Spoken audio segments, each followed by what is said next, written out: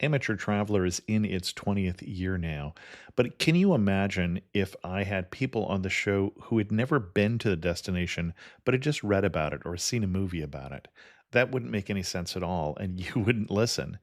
We all know how important it is to receive advice from people who know a destination to get the most authentic local experience. And a great option for experiencing this is Explore Worldwide and their authentic small group adventures, led by local tour leaders, perfect for solo travelers who want to meet like minded people with a desire for adventure. I'm often an independent traveler, but two of my last three trips were with small group tours because they organize everything and it's a lot easier.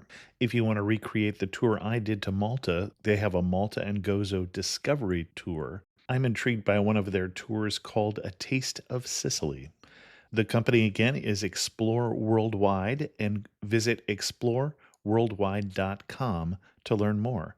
And thanks to Explore Worldwide for sponsoring this episode of Amateur Traveler. The nights are long, the days are short, and the weather is chilly to downright cold, depending on where you are. It's a good time to slip into a Quince iconic Mongolian cashmere sweaters, which start at only $50. You can treat yourself to everyday luxury at an affordable price with Quince. If you really want to dive into luxury, you can check out their leather handbags, washable silk shirts, and European linen sheet sets.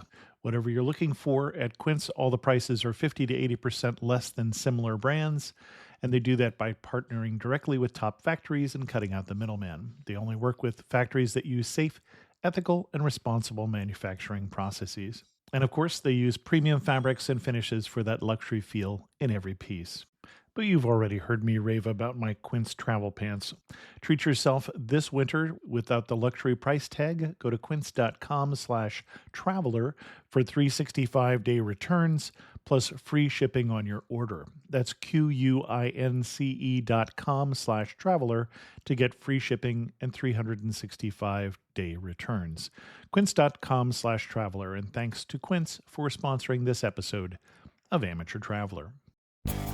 Got my bags packed, I'm on a roll. I'm heading out there and I'm ready to go. I'm looking real good in my passport photo. Oh, no. Amateur Traveler, episode 242. Today, the Amateur Traveler talks about walled cities and gelato and palios as we go to Tuscany and do day trips from Florence.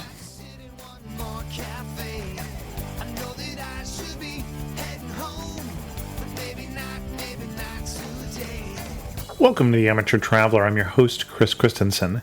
Before we get into today's interview, I do have two news stories for you. In the first one, Congress has taken some actions. If you are not aware, the safety record of major airlines in the U.S. over the last few years has been very, very good.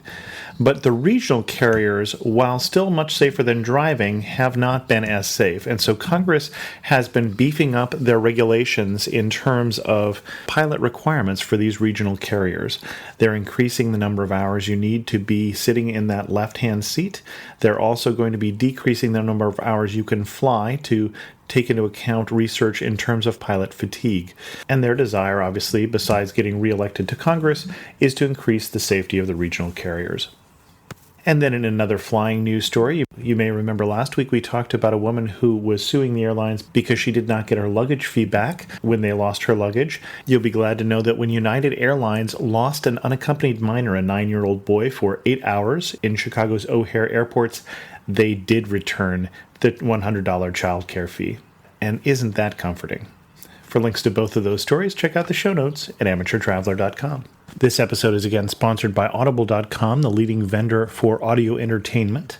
And you can get a free trial subscription to Audible for 2 weeks, including a free book, yours to keep, just for trying it out by going to amateurtraveler.com/free book. Might I suggest the book Eat, Pray, Love in preparation for the movie coming out, if you have not already read or listened to that story. Again, amateurtraveler.com/free book. I'd like to welcome back to the show confessed Italophile Ira Bernstein, who has been on the show before talking to us about Italy. And Ira, is there any chance that you come back to the show to talk to us about Las Vegas instead this time? No, no. I was last there in 1950, so I think it's changed a bit. You are a lover of all things Italian and have been on the show See. talking about Venice and the Veneto and also Turin and Bologna. Where are we going in Italy this time? Well, we're going to the hill towns of Tuscany. Now, I have to make a comment here. We have several times met people in Florence who say, well, our next trip will be, we're going to go tomorrow to Tuscany, not realizing that when They're you're in Tuscany.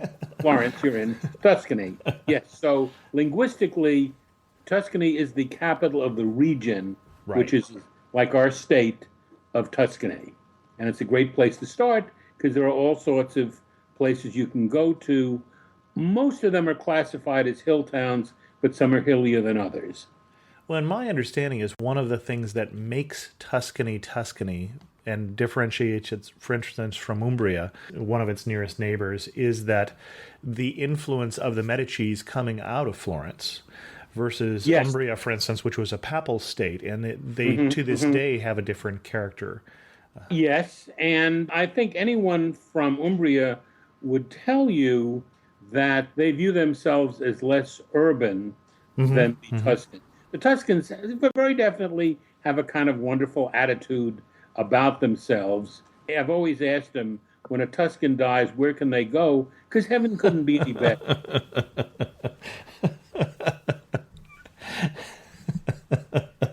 Okay. It is a very beautiful area. Yeah, that it is, that it is. With some amazing food as well, as because since we're talking about Italy, but I imagine we'll get to that. So where should we go first? We're in Florence. Okay, if you have enough time, you ought to think in terms of taking at least one day tour. Not that there's anything lacking to do in Florence itself. Sure. And probably, if I had to recommend one place, it's going to be the place I'll probably talk about least because it's been covered, and that's Siena. Absolutely. Siena is a magnificent town, and it's also got this kind of interesting history. Much of the Middle Ages of Italy was devoted to them killing one another, which of course is not unique. But you had Florence, which was on the side of the Pope, they were the Guelphs, and you had Siena, which was on the side of the Holy Roman Empire, and they were the Ghibellines, and they devoted a lot of time to mutual annihilation, but unfortunately, Siena got annihilated more than Florence did, so Florence is now much bigger than Siena, but they're not going to ask you what side you're on when you go there. That's a key kind of thing. Go there, enjoy the Campo. One thing I would tell you, you can get there by train or bus, or you can drive. A, probably avoid driving because parking is hard. B, take the bus because the bus lets you off in a much more convenient location. Now, I didn't find parking to be that hard in Siena. You do have public parking surrounding the city. The city is a car-free zone, at least for tourists. So Yeah. you're walking inside, but we didn't find it that difficult to park. I think we may have had to drive around from one parking lot to another a couple times, but It's more Florence, where we could certainly oh, vouch. definitely Florence. Oh. And all of the places I'm going to talk about, but one, are reachable by public transportation. And it's not that we are against cars, Luddites in any other way. It's just that if you can take public transportation, you just save so much time not having to fight parking issues. No, I would have to say I completely agree with you. As I drove into Florence, I think the stress from the hour that we took to drive in and to find parking probably diminishes the city a bit for me. So I would have enjoyed Florence better if I had taken public transportation in. You were right. Yeah, one of the places we'll talk about is hard to reach from Florence by anything but car or on a very extended, inconvenient two-bus tour, and that's Montalcino and Pienza. But the other places, bus, train, very easy to reach. Okay. Where should we go first? Okay, if you've been to Siena, more or less in arbitrary order, I haven't really rank ordered these things so much, but you ought to see San Gimignano. San Gimignano is much smaller, and I've heard it referred to as a little bit touristy because everybody goes there, wants to see a hill town. And excuse my snobbishness, Branson, Missouri, it isn't. Okay. It's a wonderful place to see, a little bit tricky. You take a bus, the bus station in Florence is right next to the train station. And I love to get to say this. You change at this little town called Poggiobanzi to get the bus to San Gimignano. San Gimignano, you get to see the very famous towers, which kind of looked like a medieval Manhattan. And I've heard various explanations, either that A, they're defensive fortifications, or B, they're just simply like kind of like totem poles in that they were designed to show off your affluence. And the richer you were, the bigger your thing was. And a little bit Freudian there, but that's the version I've also heard. Well, and I think the truth is somewhere in between the two, as I understand. Yeah, But, yeah. Well, you did mention that during the Middle Ages there was a lot of, and I want to say Italians, but of course at that time you didn't consider yourself an Italian. You considered yourselves a resident of Florence or of Siena or of San Gimignano. Right. You didn't even consider yourself a Tuscan. Right. Too much. You could be, a little bit later, people did start considering themselves Tuscans so they could look down on everybody else. But we look at all of these beautiful hill towns, many of them with their walls still there, like Siena, for instance, and we forget that the reason they had the walls was they were trying to kill each other quite a lot. So, yeah, and doing often a fairly good job of it. Okay. And San Gimignano, known for its towers. Anything lesser known about San Gimignano that we should know before we go there? Well, if you saw the movie Tea with Mussolini, which has some of the best footage of Tuscany you'll find in any movie, there was a picture of a famous cistern. And I wouldn't necessarily go there so you can say you've seen a cistern, but it is fairly easy to reach. There's a good gelato store right across the street from the piazza, and you can say, gee, this is where they filmed part of Tea with Mussolini. Okay. And as long as you're bringing up gelato, Yes. let me throw out the softball question. Isn't gelato just like ice cream? Well, probably it's closer to ice milk because it doesn't use cream, and the flavorings are much more intense, but it doesn't have the kind of creaminess. It's not designed to have the creaminess of ice cream. And when you order, let's say, pistachio, you should really be able to taste pistachios. Okay. My favorite flavor, by the way, it's another one of those lovely Italian words that I love to say. It's stracciatella, which sounds much better than chocolate ripple, even though it is basically that. Okay. Anything else we should see in San Gimignano while we're there? It's a fairly quick kind of thing. You can do the usual shopping. It's got a nice number of stores. And as I say, you see the towers, you see the cistern, and you get a feel for a small medieval hill town. It's beautiful. Now, my family tends to be one of those people that whenever we go someplace, like when we're in Siena, for instance, we have to climb the bell tower to get the view of the city, which is 300 steps up or something like that. Is there some place in San Gimignano among all these towers that has the best view? I'm trying to remember. It has some nice rolling hills. There is an excellent wine that comes from there called Vernaccia, and it's one of the major league wines made in Italy. It's a kind of a rarity because it's a white wine. Oh, interesting. That kind of got away from your question, but I don't know. We didn't climb any towers. I don't think they're stable enough to do that. Okay. They may be, but we didn't do it. And then where should we go from San Gimignano? Well, it's more or less another tour. Gee, I really couldn't do this without talking about Pisa and its Leaning Tower. Everybody has to go to Pisa at least once, and maybe just once. Take a picture holding up the tower, part of the tradition, and you're going to see a picture of me holding up my wife holding up the tower. You can now climb. That is something you can climb. And it is quite an experience because you're climbing at an angle as you're going up, and there are no banisters to hold on to. Now, I was maybe 67, 68 when I did it, but I did it. And I have a picture to show it, but you can look down and see this beautiful surrounding area. And if you go to the area of miracles, and if you're in good enough health, and if I was in good enough health, most people would be, definitely climb the tower, although you can never tell when the latest construction may have not worked and they may be banishing people again. Now, I've read quite a lot about how they stabilize the tower so that it doesn't keep leaning, but I would think that even knowing that as you're up in a tower that's off at a significant angle, there has to be a sense that, is this thing going to fall over here in the next few minutes? Yeah, but, you sort of have this feeling of, if you got to go, this is one of the better ways to do it. All right. Have your descendants say, well, the poor guy went with the Leaning Tower of Pisa. Think of all the ways that people look like dummies when they exit the earth. And this is not bad. Okay. Any tricks to getting to Pisa as a day trip from Florence, since we're talking day trips? Not really. Train, and then actually there are a couple of buses, and you don't really have to remember the numbers, but the number one bus is one of the buses that will take you there, and you just can't miss it. You'll just get off with everybody else, and you'll see a tower that's leaning.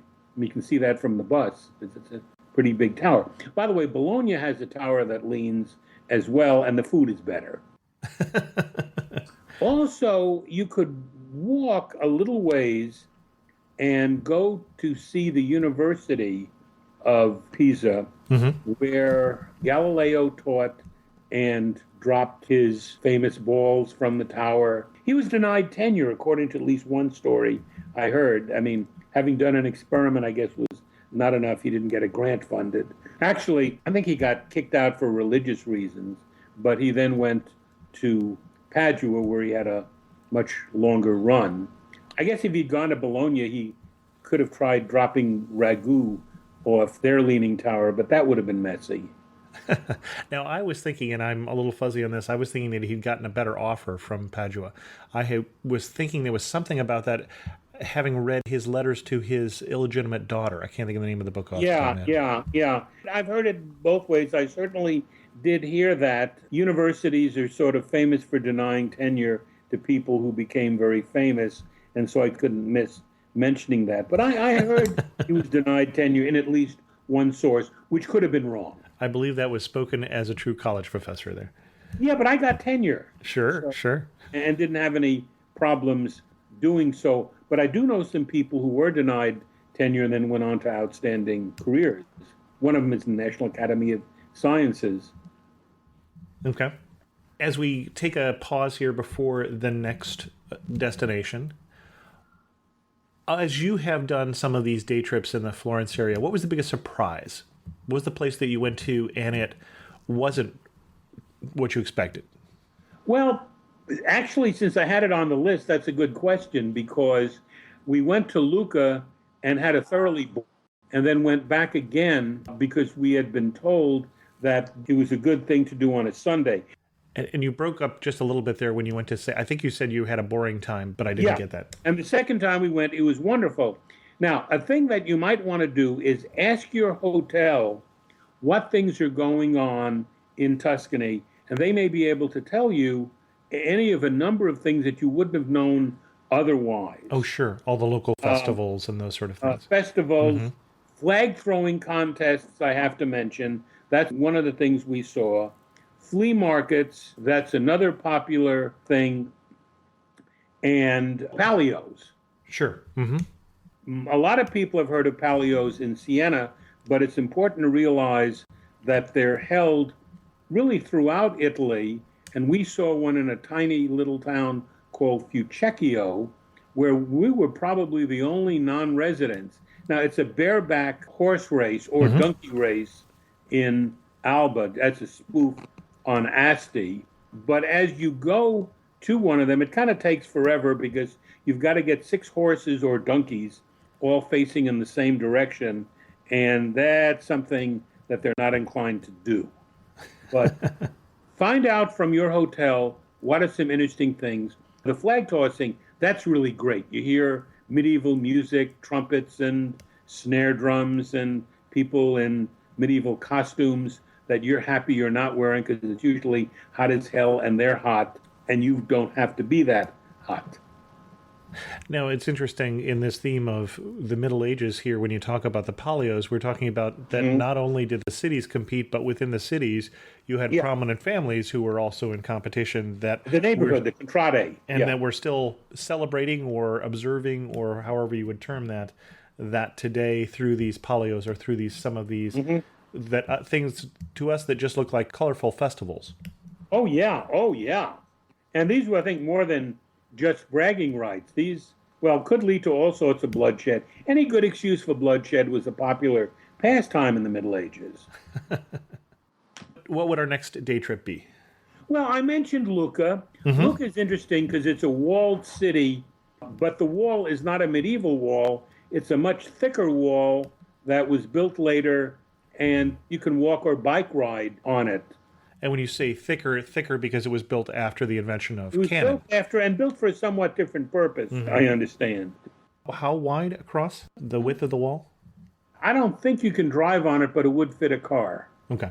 Because as you enter, and you get there by train usually, the train station is across from one of the entrances. So again, very easy to get to. Train to Lucca is about an hour. In fact, all of the trains are about an hour. It's amazing. No matter where you go, they make up for greater distance by having faster trains. Anywhere you go, it's about an hour. And usually, if you pick the right mode of transportation, fairly easy to enter the city.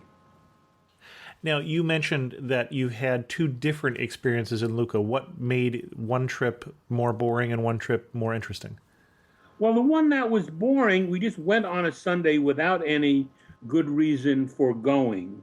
And actually, we kind of discussed it among ourselves and said, gee, let's give it another try. And that's when we didn't know there was the flag tossing, which was fascinating. As you're sitting here listening to it, and people are saying, what, bunch of guys throwing flags at one another? But it really was a magnificent kind of experience. Costumes were beautiful. So we have some wonderful video. And it was crowded. I mean, people were there from all over. Last year, we went and saw them rehearsing it. Like we have high school football in Texas, they have flag throwing. And this is not only limited to high school age, but we saw significantly older people. Are there other day trips we should talk about? Oh, yeah, you've mentioned at least one other one. Another one is Arezzo. And Arezzo, you get there by train. It's a jewelry making capital with a very interesting museum owned by a company called Uno Aere. The tour is in Italian, but most of the exhibits are bilingual, and you can see, for example, Saddam Hussein's prototype of a sword there. The tour is free. It was fascinating, even though we had a struggle with a lot of the language. We didn't with regard to the very well laid out jewelry. And while you're there, it is the home of Petrarch. You can go see his house. And the Piazza Grande. The Piazza Grande is a beautiful piazza. You can sit, have a drink. It was a little bit rainy there the day we were there, but we could still enjoy ourselves. Had a nice lunch. Most of these places with regard to the food, nothing extraordinary in one place. It's another. You get a usual excellent lunch you'd have at almost any place you would go. And you could have a panino, which is a sandwich, or something more elaborate. Now, you stopped me there for a minute. You said the home of Petrarch, and I'm drawing a blank. Oh, Petrarch, the writer. Okay. Let's go on to the next place, which is actually a suburb of Florence called Fiesole. Fiesole, you reach by a city bus. As you're facing the train station, the main intercity bus station is to the left of the trains. You want to go get one of the buses that are to the right, and it is bus number 7. You get to Fiesole. Takes maybe 15 minutes or so. It's cool. That's one of its major advantages, and you get to see how the other 0.1% lives, because it's a very rich enclave for people like soccer players. There's a San Michele hotel there, which is a very pricey but beautiful hotel, and a fairly pricey gelateria, which we go to. It's kind of a nice splurge. At the other end, you can walk up to the San Franciscan monastery, get a beautiful view looking over Florence and other parts of Tuscany, and also see Roman theaters from Fiesole. So Fiesole is a nice, quick trip if you only have part of a day. I mentioned Fucecchio. This is a very, very small town, which you probably wouldn't go to except for the palio. And it was kind of interesting because nobody spoke Italian. I can fumble a little bit of Italian, but my little bit of Italian didn't help, but a lot of pointing did. And we ran into someone from there who did speak English, who had been to college, I think, in America. So she helped us immensely. And we actually got a very friendly guided tour from the police out. They weren't trying to kick us out, they were just helping us. Next trip is one you need either to take a car or, as we did, hire a driver. A third possibility is you can get a tour. I looked that up in the internet, and they're kind of pricey, and I'm not sure you'd want to do it. Your hotel can probably match you up with a driver. And we had a very lovely drive because it was a small company, went in a Mercedes very comfortably. The three of us, and it was about $100. It was not terribly, terribly expensive, and much better than paying 3 individual tour prices. But what you do, you're going to go south, almost due south from Florence. Arezzo is a little bit southeast. You're going to pass near Arezzo, but you're going to go past Siena. You're going to see the Val di Chianina, which is the Chianina Valley, where the Chianina beef is raised for beefsteak Florentine. Okay. Mm-hmm. Actually just going to pass it and have it pointed out. But your main sites are Pienza, which is a little town more or less put on the map by a medieval pope, Pope Pius II, which is now kind of a pecorino capital. Pecorino is sheep. So that's any type of sheep cheese. Sheep cheese, yes. Mm-hmm. And it can come from lots of different places. If you're interested and you have a place that sells different kinds of pecorino, the most common is pecorino romano, which comes, of course, from Rome. I think the Toscana, which is from Tuscany, is better, but I think the Sardinian pecorino is the best of all. But you can go to a Tuscan place in Siena. They have wine-filled cheese, all sorts of cheeses, because pecorino is really a tremendous range from fresh cheese, which is almost like cottage cheese, to aged cheese, which is a very hard cheese often used for grating, and everything in between.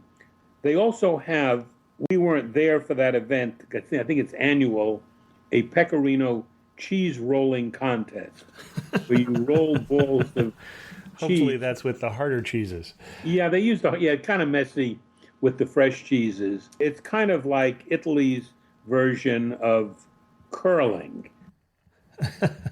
except you don't brush and do all those things. Then you go a few miles past Pienza to Montepulciano, and Montepulciano is a beautiful hill town famous for its Vino Nobile, which is one of the really excellent wines, and actually a fairly reasonably priced wine. Its rival is Montalcino, which is famous for its Brunello. Brunello is very expensive. Vino Nobile is much less expensive. I'm not that much of a connoisseur. I can't tell the difference except to say they're both very excellent, rich wines. And what you should do when you're there, get there around lunchtime and either have a cheese sampling or a wine sampling or both. Mm-hmm. That would give you a kind of smorgasbord of Italian towns. There are many more that we have not been to, primarily because my wife's knees are very bad and we can't go to places that require a lot of climbing. If you have bad knees, any of these places are going to be very accessible. Okay. We talked about the biggest surprise. What was the best day you've had at one of these other little towns in the Florence area in Oh, Tuscany? which is your best kid? You Well, know, from day to day that changes, but yeah, yeah. The second trip to Lucca, the trip to Pienza, just sitting, escaping the heat in Fiesole, any of those three, going to Siena and seeing the many buskers that are there. We saw okay. this very enjoyable clown. I think it was a picture of him. I could pick almost any of these places and say it was the best. Okay. Let's do the opposite then. When you go to blank, watch out that you don't blank. What's the answer to that sentence? When you go to almost any of the places, except possibly Fucecchio, don't worry about the language. It's a little bit of a cop out, I guess, but that's what came to mind. Okay. So you don't need to speak fluent Italian to get around and enjoy yourself in any of No, these no, places. you just have to parlo American Express. That's a language that's very, actually, probably MasterCard, to be honest about it, but In these smaller towns, who's the most memorable person you've met? we've met so many. We met this wonderful woman in Montepulciano that she stands out in my mind as a first. In several of these places we've not been into in a few years, so little details have faded. But I'd say the woman we met, a year and a half ago in Montalcino, she was just so wonderful because she was so much in love with what she was doing. And what makes the woman, and you said Montalcino and Montepulciano both, but I think I'm sorry, Montepulciano. I knew I was going to mess it up. What makes her stand out? Well, her love of the wines and the cheese. Okay. Because she kind of introduced us to it. Now, I was not ignorant of it, but her description just made my mouth water, and she then took care of that very easily with a wonderful plate of wine and cheese, very reasonably priced. And one thing we should set expectations for some of these people. When we talk about Florence, we're talking about a good-sized city, as we talked about parking being a hassle and all that. As we get out here to some of these smaller ones, Montalcino, for instance, it takes all of 5 or 10 minutes to walk the entire circuit of this town. That's probably true. Florence is not that big. Florence is, I think, only about 250,000. It's, of course, like any other place, it's got its suburbs that you sort of have to factor in. But Florence itself has a very small historic area. Oh, sure. Absolutely. It extends from, I guess, east to west from the train station to Santa Croce, and that's not a long walk. Right, right. It is a little bit tricky if you want to walk to Piazzale Michelangelo, because that's up on a hill. But you can take a bus there. I think that's number 12 or 13 local bus. Okay. And one thing that I should add, since I had my most memorable trip to Tuscany was actually in the outskirts of Montalcino, which we mentioned, the home of Brunello, because the first time I went to Italy, I went there because a friend, a former roommate from college, decided when he turned 40 he wanted to do it at a villa in Tuscany. And that is something you can do. He rented a villa for a week just outside of Montalcino. And it was a place where they were growing some of the wine grapes, and it actually, I think, slept 25 people or whatever. So he just invited all his friends to celebrate with him. And it's, if you are looking for a group sort of thing, or even if you're looking for a room in a villa, or even an agriturismo or something like that, this is an agricultural area, and that's an interesting option to look into if you want to spend a day outside the city. Yes, very, very, very good. Yes. Wish I had a friend like that. Could have done that myself, I guess. Well, unfortunately for us, he told us in September that he was going to do it in May, and that was long enough for me to pick up enough Italian to get around a little better. So it was nice to have that sort of warning for those of us who don't always go to the same country. So, Ira, is there anything else that we should talk about before we close this down? Let me just mention one thing. What really makes Italy for us, the people you talked about who are memorable, really weren't covered by the question because there are two groups of friends of ours. One group we're going to be seeing next week because they're visiting the United States. There are three fellows, all named Marco, and a friend named Barbara, and we're going to see them in Houston. And we have another group of friends from Florence. That's what makes us really want to go back to Italy. So if you can get to meet people, get to know them, become friendly with natives, nothing beats that. Excellent. As we go to wind this down, we'll wind down with a few typical questions. Finish this sentence for me. You really know you're in Tuscany when what? Actually, when you arrive at Santa Maria Novella Station in Florence and you see the church where Galileo was denounced across the street.